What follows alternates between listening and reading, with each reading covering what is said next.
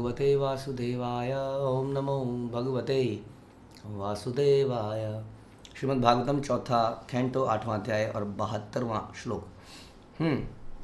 तो हमने सुना था ध्रुव महाराज बैठ गए थे, यमुना नदी में उन्होंने स्नान किया। उन्होंने चिंतन किया कि उनके गुरु ने उनको क्या क्या बोला, कैसे कैसे बोला, उन्होंने सब मेडिटेट किया। तो हम समझ रहे थे कि हमें भी मेडिटेट करना चाहिए। ध्यायंस्तु यशस्वी संध्यम बोलते हैं कि हमें 3 बार गुरु का ध्यान करना चाहिए। गुरु का ध्यान करने का मतलब केवल उनके शक्ल, उनके चरणों का ध्यान करने का मतलब नहीं है। ध्यान, जब भी हम गुरु का ध्यान करें तो गुरु की इंस्ट्रक्शंस हमारे दिमाग में घूमने लग जाएं ऐसे करके। तब आदमी ये नहीं बोलेगा वो भूल गया प्रभु जी। ये कभी नहीं होना चाहिए कायदे से, क्योंकि हम बार बार उसको मेडिटेट करते हैं। ध्रुव महाराज ने मेडिटेट किया कि क्या क्या बताया गया था मुझे, और अब उन्होंने क्या करना शुरू किया, इसको सुनते हैं। त्रिरात्र अंते कपित्थ बदर आशनः आत्मवृत्ति अनुसारेण मासम निर्णय अर्चयन हरिम। ध्रुव महाराज ने पहले महीने में अपने शरीर की रक्षा के लिए, शरीर की रक्षा तो करने में, शरीर से ही, शरीर एक यंत्र है। अब हम गाड़ी चलाते हैं तो गाड़ी में पेट्रोल, सर्विसिंग सब कुछ करनी पड़ेगी, तो हमें सबको करनी है। इसलिए अब कहते हैं अब क्या करें, पापी पेट का सवाल है, खाना तो पड़ेगा ही, पहनना तो पड़ेगा, लेकिन कितना। हाँ, प्रभुपाद शास्त्रों में कई बार हम पढ़ते हैं कि हमें उतना करना चाहिए जितने कि शरीर और आत्मा साथ साथ बनी रहे, ये पंछी उड़ ना जाए उतना शरीर को मेंटेन करना आवश्यक है, क्योंकि अभी ये शुद्ध नहीं हुआ है। इसके लिए हमें ज़रूरत है इस शरीर की। मनुष्य शरीर बड़ी इंपॉर्टेंट है, मनुष्य शरीर की बड़ी इंपॉर्टेंस है, इसलिए इसका बेस्ट यूटिलाइजेशन करना है। इसलिए शरीर की मेंटेनेंस करनी है। लेकिन यदि किसी का पूरा समय मेंटेनेंस में ही लग जाए, पूरा दिन कार को चमकाए जा रहा है, टायरों को चमकाया जा रहा है, लेकिन कहीं जा नहीं रहा है, शाम को गैराज में रख दे रहा है, सवेरे गैराज से निकाल दे रहा है, पूरे दिन सफाई कर रहा है, then we are over attached with this car, you don't want to use it. आप कहीं ले जाएंगे, नहीं नहीं कार घिस जाएगी, मैं ट्रेन में जाऊंगा। कोई भक्त मांगेगा बाबू जी कार, नहीं नहीं प्रभु जी आप देख लीजिए प्रभु जी, हाँ, तो यूज़ नहीं करेंगे, पड़ी रह जाएगी, वो अंडर यूटिलाइज हो, कंजूसी हो गई है ना। यूटिलाइज़ करना है तभी इसका फ़ायदा है, लेकिन सही जगह पर सही कार्य के लिए यूटिलाइज़ करना है। हाँ, तो इसलिए कितना मेंटेनेंस करें। अधिकतर हमारे जीवन में आजकल लोग कहते हैं कि भक्ति क्यों नहीं कर रहे प्रभु जी, जिम जाना होता है, दौड़ देना, आफ्टर ऑल बॉडी की ज़रूरत तो है ही ना प्रभु जी, बॉडी को तो मेंटेन करना है। Then it is misutilise. अगर आपने इतना मेंटेनेंस कर दिया, फिर भी मेंटेनेंस के बाद गाड़ी की लाइफ समाप्त हो जाएगी। आपकी गाड़ी खड़ी रही, 14 साल बाद गवर्नमेंट बोलेगी नहीं चल सकती, एक्सपायर हो गई है, देन यूजलेस, बैटरी डाउन हो गई, क्योंकि चली नहीं। उसी तरह से हमारा शरीर कितना भी हम एक्सरसाइज कर लें, अल्टीमेटली ये एक दिन समाप्त हो जाएगा, मर जाएगा, बुढ़ापा आ जाएगा, है ना। इसलिए मेंटेन उतना कीजिए, उतना करें कि साथ साथ भक्ति कर पाएँ। हाँ हाँ, हमारे जीवन में कुछ योगा, कुछ व्यायाम हो सकता है, यस, प्रोवाइडेड कि हम भक्ति करें उसके बदले में, है ना, उस स्वस्थ शरीर से। तो ध्रुव महाराज ने अपने शरीर का निर्वाह करने के लिए क्या किया, ये बात सुनेंगे तो हमारे पैरों के नीचे से ज़मीन निकल जाएगी। हाँ, कितनी बार इन्होंने एक्सरसाइज करी, कितनी मील्स खाई, 4 खाई, 5 खाई। हाँ, तो उन्होंने क्या कहा, हर तीसरे दिन केवल कैथे तथा बेर का भोजन किया और इस प्रकार से भगवान की पूजा को आगे बढ़ाते रहे। कपित्थ एक फल है जो हिंदी में कैथा कहलाता है। इसे प्रायः बंदर खाते हैं, मनुष्य कम ही खाते हैं। लेकिन ध्रुव महाराज इसका मतलब स्वाद की तृप्ति नहीं कर रहे थे, शरीर के निर्वाह के लिए फलों को ग्रहण कर रहे थे, क्योंकि इस प्रकार के फल खा रहे थे। जंगल में जाएंगे तो ऐसे फल बहुत मिल जाएंगे, आम केला तो कहीं कहीं मिलेगा, तो बड़ा मुश्किल है हमें। हाँ, ऐसे कई सारे पेड़ों में जड़ी बूटियाँ मिलेंगी, उनको खा के हम काफ़ी सारे न्यूट्रिशन ले सकते हैं, लेकिन वो हमें अच्छे नहीं लगते हैं ना। हमें कुछ बढ़िया बढ़िया चाहिए, हमें कुछ पकौड़े चाहिए तो ध्रुव महाराज ने पहले महीने अपने शरीर की रक्षा के लिए क्या किया, हर तीसरे दिन केवल कैथे और बेर का भोजन किया। अब आपको प्रभु जी ये तो टू मच, हम तो नहीं कर पाएंगे। कम से कम कुछ उस लाइन में आगे बढ़ें, कम से कम हम ये सोचें कि कितना आवश्यकता है वास्तव में, शरीर को कितना पोषण किया जाए, है ना। खाने के लिए जिएं या जीने के लिए खाएं, हाँ, ये हमें ध्रुव महाराज बताते हैं। अक्सर हम लोग खाने के लिए जीते हैं, क्योंकि खाना ही एकमात्र इस कट थ्रोट कंपटीशन में, इस स्ट्रेस की महामारी में, दुनिया में जहाँ केवल स्ट्रेस है, आदमी के पास एक ही थोड़ा सा आनंदमय समय बचा है जब वो कुछ खाता है, हाँ, या कुछ पीता है। तब उसको आनंद आता है। इसलिए इतने रेस्टोरेंट्स खुलते जा रहे हैं। बस वो थोड़ा सा समय में भी, आधा घंटा 15 मिनट, हमें लगता है अब जीवन में आनंद है, उसके बाद उससे पहले भी स्ट्रेस, उसके बाद भी स्ट्रेस।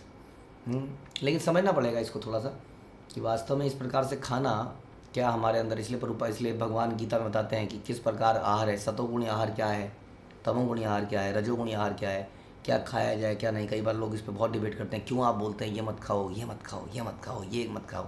क्या जीवन बना दिया आपने? क्योंकि हम लोग खाने के लिए नहीं जीते हैं, हम लोग जीने के लिए खाते हैं। वी शुड अंडरस्टैंड कि क्या खाने से हमारी चेतना अच्छी होगी, क्या खाने से हमारी चेतना खराब होगी, किसके हाथ का खाने से चेतना अच्छी होगी, किसके हाथ का खाने से चेतना खराब होगी। कौन इतना सोचता है आज की डेट में? यानी जो भी जीव को अच्छा लगता है उसको खा लिया जाए। लेकिन ध्रुव महाराज यहाँ कुछ अलग प्रिंसिपल दिखा रहे हैं, और he is a child kid, एक 5 साल का बच्चा ही है केवल, जो इतना बड़ा प्रिंसिपल दिखा रहा है। तो हम इतना बड़ा तो नहीं कर रहे हैं, कुछ हद तक हम इसको करने का प्रयास कर रहे हैं, उससे शरीर भी सही रहेगा, सच बता रहे हैं आपको। और हेल्थ से ज़्यादा इंजॉयबल कुछ है ही नहीं, है ना। हेल्थ अच्छी लगती है तो सब अच्छा लगता है जीवन में।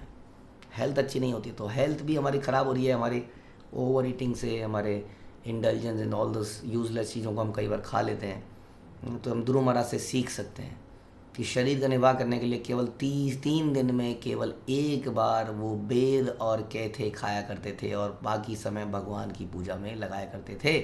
इसलिए अत्याहार करने को मना करा गया है। नेक्टर ऑफ इंस्ट्रक्शन हम पढ़ते हैं तो उसमें बताते हैं अत्याहार। और अत्याहार वो केवल खाने के लिए नहीं कहते हैं, वो कहते हैं anything using accumulating more than necessary, है ना, वो अत्याहार है। चाहे वो धन है, चाहे वो कपड़े हैं, चाहे वो चप्पलें हैं, हाँ, चाहे वट, अत्याहार नहीं करना चाहिए। हमारे पास यदि कुछ एक्स्ट्रा आ रहा है तो then we should give it, हाँ, क्योंकि वो प्रॉब्लम क्रिएट करता है। ध्रुव महाराज इसको दिखा रहे हैं। तो हमें जीवन को बड़ा सरल बनाना चाहिए। इसलिए चैतन्य महाप्रभु ने बोला, भलो न खाई बे, भलो न पैरी बे। जीवन को सरल बनाइए। बहुत ज़्यादा अच्छा खाने के चक्कर में बहुत ज़्यादा दिन का समय खाना खाना खाना। हम चर्चा कर रहे थे कि घर में जो गृहस्थ जीवन है वहाँ कढ़ाई और हमेशा चढ़ी रहती है। सवेरे का बना धुला, तब तक दोबारा से बना, दोबारा धुला, कुछ होता नहीं है। जो हमारा लाइफस्टाइल है वो बड़ा बदल चुका है। पुराना लाइफस्टाइल नहीं है जहाँ हम लोग चला करते थे, हम लोग पैदल चल चल के जाया करते थे। अब निरंतर स्कूटी है, बस है, मेट्रो है, हाँ। तो लेकिन हमारा खाने पीने का स्टाइल हमने वही रखा हुआ है। हम 3 बार 4 बार 5 बार खा लेते हैं, छोटा छोटा, बीच बीच में अगर सब कुछ मिला लिया जाए खाने का तो, हाँ। तो क्या होता है, वो मल में परिवर्तित होता है, हाँ, और कुछ नहीं होता। उससे अधिक मल ही निकलता है और कुछ नहीं निकलता है। और मल निकाल के आदमी बड़ा संतुष्ट हो जाता है, हाँ निकल गया। क्यों निकल के खुश हो गए भाई, अब और खा सकता हूँ, है ना। कहीं पे जा रहे हैं पार्टी में, बड़ी बेचैनी है, प्रभु जी थोड़ा पेट साफ करेंगे तो बढ़िया से खा पाएंगे। So our purpose has become खाओ निकालो, निकालो खाओ। उसके विपरीत यहाँ ध्रुव महाराज सिखा रहे हैं कि इस प्रकार जीवन को हम सरल से सरल बनाएं, ताकि एक तो शरीर स्वस्थ रह पाए, और इस स्वस्थ शरीर का आनंद तो लें ही हम, स्वास्थ्य का आनंद, साथ में इस स्वस्थ शरीर से हम भगवान का भजन करें, जो कि ध्रुव महाराज यहाँ पर कर रहे हैं। ठीक है। तो पहले 3 दिन उन्होंने इस प्रकार से, पहले महीने में ये कार्य था उनका, पहले पूरे महीने में उन्होंने ऐसा 1 महीने तक उन्होंने इस प्रकार का व्रत रखा। दूसरे महीने में क्या हुआ, द्वितीयं च तथा मासं षष्ठे अभर्को दिने तृणपर्णादिभिः शीर्णैः कृतान्नो अभ्यर्चयन् विभु। दूसरे महीने में महाराज ध्रुव 6 दिन बाद खाने लगे। ये लीजिए जी, कर लीजिए बात।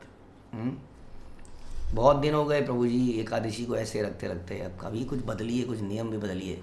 अगेन हाँ, कुछ डिफरेंट भी तो होना चाहिए, थक गए हैं। ऐसा लगता था कि ध्रुव महाराज 1 महीने के बाद थोड़ा रिलैक्स करेंगे। 1 महीने का व्रत टू मच है, वो भी जिसमें 3 बार आप खा रहे हैं, मतलब 3 दिन में 1 बार खा रहे हैं। ध्रुव महाराज ने दूसरे महीने में इसको और कड़ा कर दिया और 6 दिन में 1 बार खाने लगे। क्या पता ध्रुव महाराज को अच्छे बेर मिलते हो, मोटे मोटे बेर मिलते हो, मोटे मोटे बेर आप खा लीजिए तो सेहत, क्योंकि हम लोगों को कुछ ना कुछ तो ढूंढना है ना, लेकुना।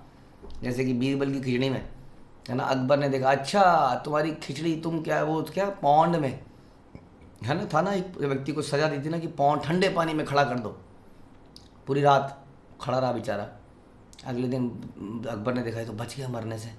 हाँ, तो पूरी इंक्वायरी करी गई, देखा वो कई किलोमीटर दूर पर एक दीपक जल रहा था। अच्छा, तुमने उस दीपक की गर्मी ले ली, तब बीरबल ने सबक सिखाने के बोला, अच्छा तुम्हारी भी खिचड़ी पकाऊँ, आओ मेरे घर खाना खाने आओगे। खाना खाने आए अकबर, वेट करने हैं, हाँ जी दीजिए दीजिए। तो उन्होंने कहा बन रहा है बन रहा है बन रहा है बन रहा है। अकबर ने कहा दिखाओ जरा कहाँ बन रहा है। देखा तो कढ़ाई लगाई थी छत में और आग लगा रखी है नीचे। हाँ तो बन रहा है। उन्होंने, जब दीपक 10 किलोमीटर से रोशनी दे सकता है, ताप दे सकता है, तो खिचड़ी 10 फुट पे नहीं बन सकती है।